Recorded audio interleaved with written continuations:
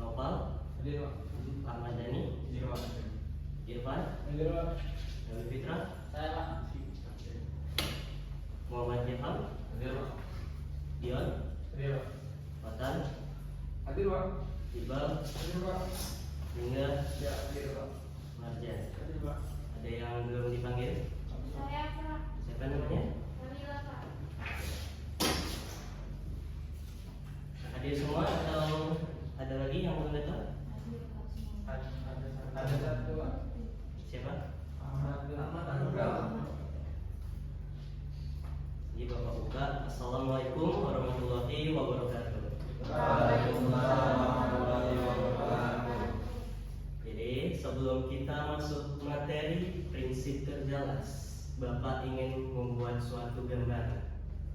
Jadi kalau kita melihat orang yang mengelas, biasanya yang terlihat itu hanyalah cahaya yang sangat terang, api yang terlihat sederhana. Namun sebenarnya itu di dalam lasut itu terdapat percikan yang ada kimianya di dalam kelas tersebut. Makanya dari itu kita belajar prinsip terjelas apa aja sih di dalam kelas tersebut. Jadi sebelum kita masuk ke apa itu kelas, Bapak ingin menanyakan kepada anak-anak sekalian, apakah kalian sudah pernah melihat mesin las atau sudah mendengar las tersebut? Bisa dijelaskan satu orang saja? Boleh, hingga. Jadi pernah saya melihat mesin las itu fungsinya untuk menyambungkan dua buah plat logam. Oke, benar yang apa yang dikatakan Dinda tersebut. Las adalah penyambungan logam suatu besi atau logam yang dimana dilakukan secara pemanasan. Pemanasan ini dapat berupa pembekuan. Setelah dipanaskan logam las itu dapat membeku suatu dua logam. Nah, logam itu akan dilelehkan dan menjadi satu kesatuan. Ini melibatkan aliran arus listrik dan sumber panas yang kita perlukan. Jadi las itu bukan hanya sebuah mengelas. Jadi kita harus mengatur aliran arus listrik yang kita gunakan. Sampai saat ini, apakah ada yang ingin bertanya tentang apa itu las? Cukup ya. Baik, kita masuk ke alat utama dalam proses las. Jadi alat-alat ini, kalau kita tidak menggunakan alat-alat tersebut, aliran las itu tidak akan tersalurkan. Jadi tidak ada gunanya kalau kita mengelas tanpa alat-alat. Jadi alat-alat itu berhubungan langsung dengan proses pengelasan. Jadi proses pengelasan itu tidak ada salah satu dari peralatan utama. Maksudnya semuanya itu peralatan yang ada di las itu sangat berguna untuk pengelasan. Maka proses itu tidak dapat dilakukan. Yang pertama, meja las. Meja las itu untuk menaruhkan material kita untuk mengelas kita. Jadi itu sangat berguna meja las tersebut. Yang kedua, mesin las. Mesin las ini bisa disebutkan dengan sumber daya listrik karena dapat menghantarkan dari arus listrik ke mesin las itu untuk mengantarkan listrik. Di mesin las ini terdapat ada tegangan. Tegangan ini disebut juga volt. Volt itu fisikannya, bahasa fisikannya. Yang kedua, kabel las. Kabel las ini menyambungkan dari sumber daya listrik ke holder elektroda. Nah, holder elektroda ini adalah penjepit dari elektroda dan holdernya, dan penyambungan dari kabel las ke mesin las tersebut, sumber daya listriknya. Yang keempat yaitu klem massa. Klem massa ini itu menyambungkan antara mesin las atau sumber daya listrik ke meja las tersebut. Karena kita harus menghantarkan listrik ke listrik, jadi mengalir dia.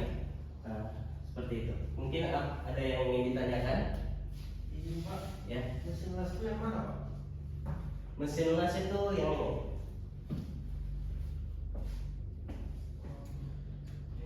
Jadi di sini dicolokkan ke saklar listrik. Saklar listrik ini mengalirkan listrik ke mesin las. Mesin las menggunakan kabel listrik tadi. Kabel listrik ini ada dua. Yang pertama kabel las, yang kedua klem massa. Jadi kabel las ke holdernya, sedangkan klem massanya ke meja las tersebut.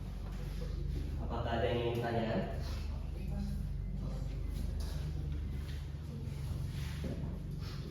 Dan juga elektroda itu termasuk bahan karena setiap kita ngelas harus ada elektrodanya, bukan hanya penghantar listrik saja. Jadi elektroda itu sangat-sangat dibutuhkan untuk kita mengelas. Amati dan catat alat las. Jadi seperti kalian, anak-anak sekalian yang masih tahap pembelajaran, itu kalian harus mengamati dan mencatat apa fungsi las. Karena setiap alat las yang kita ketahui, itu kita harus tahu bagaimana alur itu mengalir, alur listrik itu mengalir, dan juga kita bagaimana bisa tahu cara kerjanya.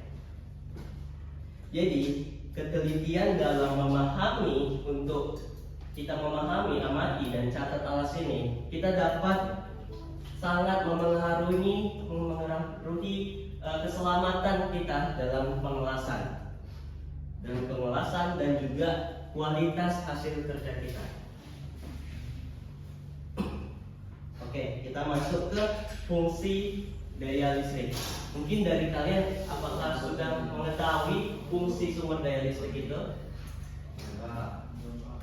Bisa dijelaskan Kak? Jadi fungsi sumber daya listrik untuk mesin las itu Pak, sumber utama untuk menghidupkan mesin las itu sendiri Pak. Jadi misalnya pakai aliran listrik, ya tidak bakalan bisa Pak untuk menghidupkan mesin. Oke, benar kata Radin.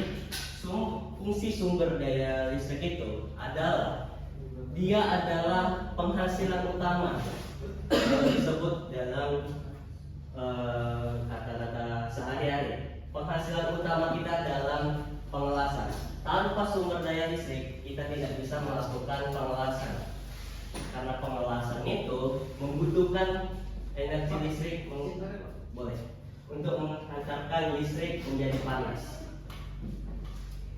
Jadi proses las itu harus menyediakan arus listrik yang diperlukan. Sumber daya listrik ini bisa diatur sesuai dengan kebutuhan kita, sesuai dengan materialnya, sesuai ketebalan materialnya. Jadi kalau dibilang jika arus itu terlalu kecil, maka logam itu tidak akan menyatu. Apabila arus listrik itu terlalu besar, maka menyebabkan cacat las. Jadi kita harus mengetahui dulu ketebalan elektrodanya, yang kedua ketebalan atau diameter, yang pertama diameter elektrodanya, yang kedua ketebalan materialnya. Sampai saat ini apakah ada yang ingin ditanyakan? Ya. Oke, kita lanjut ke fungsi holder elektroda. Jadi holder elektroda tersebut ialah penjepit elektroda, penghantar listrik juga dari arus listrik yang saya jelaskan tadi ke holder elektroda. Nah, fungsinya menghantarkan arus listrik dari mesin las ke elektroda. Selain itu, holder elektroda itu mempunyai isolasi yang dimana untuk melindungi operator untuk kita dari sengatan listrik. Artinya, selain sebagai penghantar listrik, dia juga dapat melindungi kita untuk pengelasan, untuk dalam keselamatan kerja. Oke, sampai saat ini ada yang ingin ditanyakan tentang holder elektroda? Cukup Pak? Ya. Oke, fungsi elektroda berlapis flash. flux ini itu berperan penting dalam melindungi kolam las dari kontaminasi udara. Jadi di dalam elektroda itu terdiri dari dua, yaitu inti kawat dan juga flux. Inti kawat ini berfungsi untuk logam pengisi, sedangkan flux itu berfungsi untuk pelindungnya. Untuk wajan boleh disimak dulu. Oke, jadi saat logam itu mencair, itu logam elektrodanya itu mencair, inti logamnya itu dapat terkontaminasi dengan udara. Jadi kalau sudah terkontaminasi dengan udara, inti logam itu tidak dapat digunakan lagi. Jadi tidak maksimal lah untuk melakukan pengelasan tersebut. Nah, disinilah flux itu bekerja untuk melindungi logam las agar tidak terkontaminasi dengan udara atau oksigen. Mungkin flux untuk materi flux ada yang ingin ditanyakan?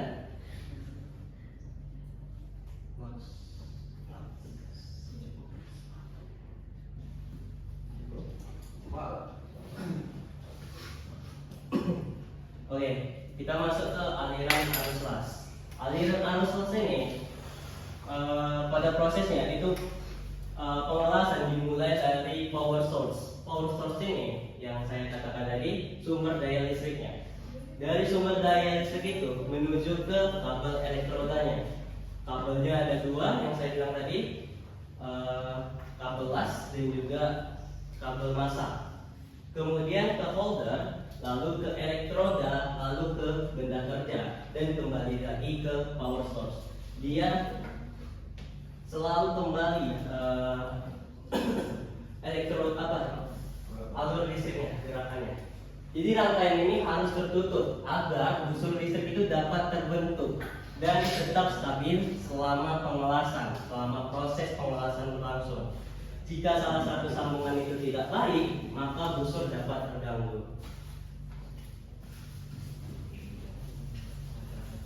Oke, di sini ada jenis-jenis elektroda las. Yang saya bilang tadi ada kawat inti dan juga flux. Jadi di dalam elektroda itu terdapat ada kawat intinya. Nah, kawat intinya ini dia untuk menggerakkan suatu benda kerja yang kita gunakan. Lalu ini adalah panjang selaputnya, dan ini semuanya itu adalah panjang elektrodanya. Untuk diameternya kita lihat dari sini. Untuk jenis-jenis elektrodanya ada banyak. Yang pertama ada sodium selulosa tinggi.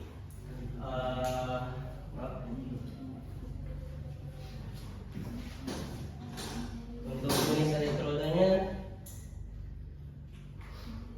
ada 6.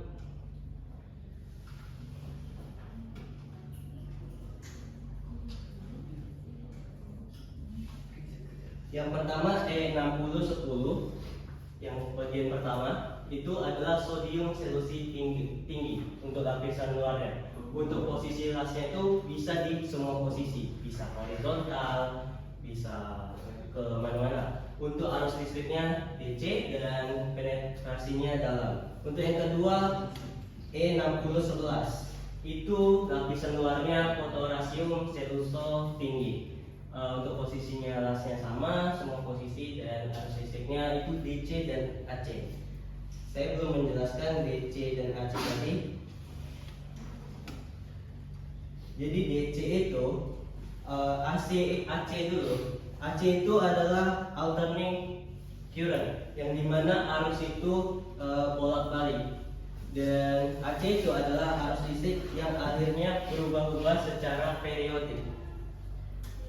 Artinya kadang mengalir ke suatu arah, terus lalu berbalik arah, lalu berganti secara cepat. Untuk DC tersebut ialah direct current, yang dimana itu adalah arus searah, yang dimana itu DC itu arus listrik yang mengalir dalam suatu arah arah tetap, artinya tidak bolak-balik dan stabil ke arah satu arah saja. Mungkin untuk jenis-jenisnya, apakah ada yang ingin ditanyakan?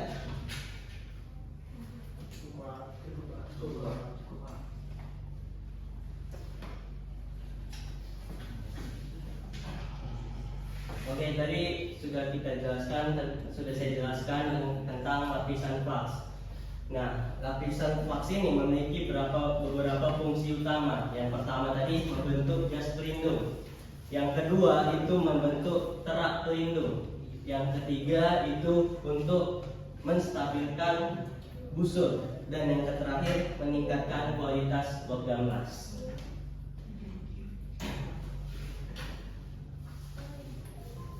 Oke, untuk diskusi klasikal, apa yang melindungi kolam las dari oksidasi? Jadi pada bagian ini dapat ditegaskan bahwa yang melindungi kolam las itu dari oksidasi ialah flux, lapisan flux, dan pelindung ini penting dalam logam cair. Jadi diskusi ini berfokus pada aliran listrik, jenis elektroda, dan peran lapisan flux dalam proses las. Penting untuk memahami aspek-aspek ini dalam pengoperasian yang lebih efektif. Oke, sebelum saya mengakhiri materi ini, saya ingin bertanya kembali dengan anak-anak sekalian. Apa yang kalian ketahui tentang inti kawat? Inti logam dalam elektroda. Jika ada yang ingin menjawab, ada yang bisa menjawab, nanti dikasih hadiah. Boleh enggak?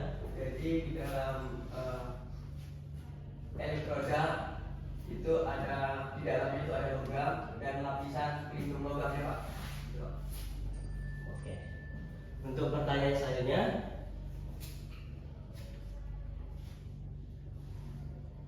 sumber daya listrik itu menggunakan huruf fisikanya apa? Sudah saya sebutkan tadi. Angkat tangan ya. Yang siap.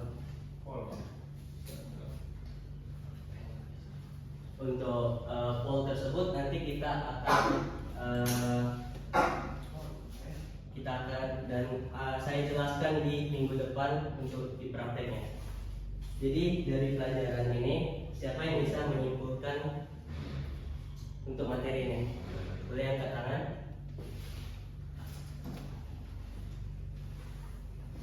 Boleh Mas ya? Jadi Pak, penguasaan itu adalah suatu penyambungan dua logam disatukan oleh elektroda. Mungkin itu saja Pak. Oke. Terima kasih Mas ya. Terima. Jadi kesimpulannya benar. Dalam materi ini kita mempelajari prinsip kerja las dan peran masing-masing alat utama. Jadi pemahaman tentang aliran listrik tersebut dan fungsi elektroda sangat penting untuk mencapai hasil las yang optimal. Mungkin itu saja materi Bapak hari ini. Kita akan lanjut minggu depan untuk praktikumnya. Sebelum saya mengakhiri, marilah kita berdoa menurut agama masing-masing. Doa dimulai.